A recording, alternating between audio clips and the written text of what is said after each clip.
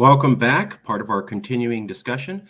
We were able to talk to Professor Michael Franz, Professor of Government and Legal Studies at Bowdoin College, and we were able to get one question answered, but it was a good one, important question. And that's why we want to present the information to you now.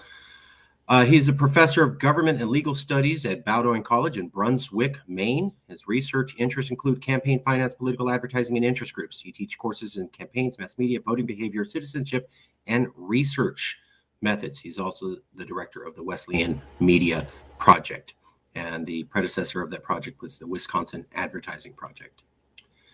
This is the research that he did: long-term and geographically constrained effects of campaign advertising on political polarization and sorting, printed in 2017. Here's what that study was about. Scholars agree that there has been an increase in polarization among political elites. We just talked to somebody who said that. Though there continues to be a debate on the extent to which polarization exists amongst the mass public. We've talked about that's a routine debate. Still, there's general agreement that the American public has become more sorted over the last 2 decades, the big sort, a time during which political ad volumes have increased and ads have become more negative. In this research, we explore whether there is a link between the two. We take advantage of variation in the volume and tone of political advertising across media markets to examine the link between advertising and 3 dependent variables: issue polarization, effective polarization, and sorting. We focus on the impact of both recent and ad exposure and cumulative ad exposure across several election cycles. Ultimately, we find little impact of advertising on polarization or sorting, both overall and among subgroups of the population. I think that's because the big sort started before this and is the cause. He was saying maybe advertising is what's causing people to be polarized. This study came to the conclusion that increased and politically divisive political ads did not increase polarization. That's what he found. But I do like that he's focusing on, is it just the elites that are polarized, or is it the public?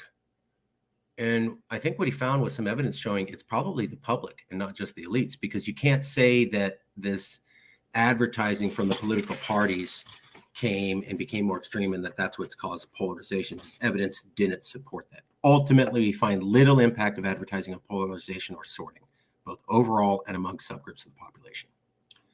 Here's the question that I asked him. Is polarization getting worse? He wrote this paper in 2017. It's 2023, 6 years later. Is it worse than that? Yes, polarization has increased from 2017, both effectively in terms of the vitriol people feel about the other party and the ideological splits across parties in Congress. So what he's saying is, remember, this study here was asking,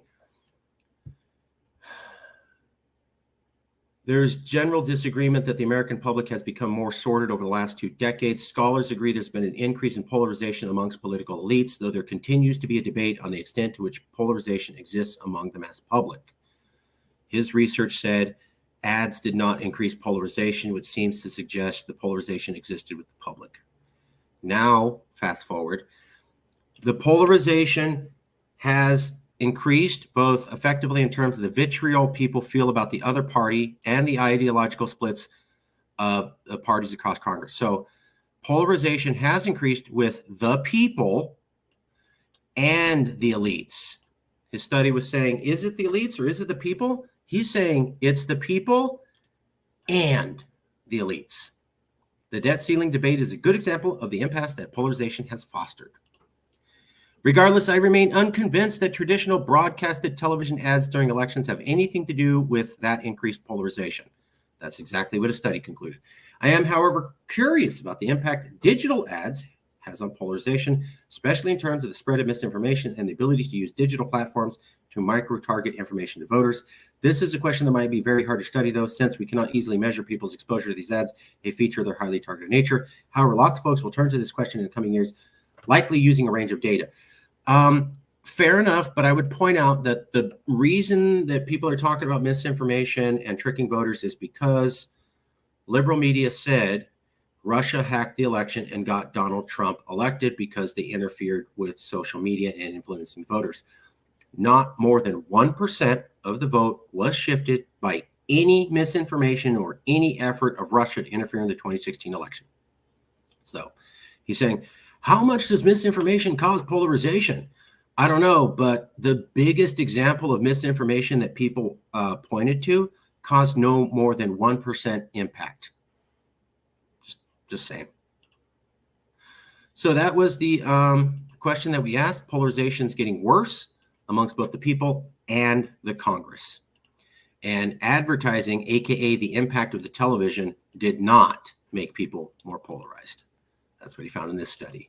And this is the professor. So thank you for joining. That's basically it. And we'll be back with more soon.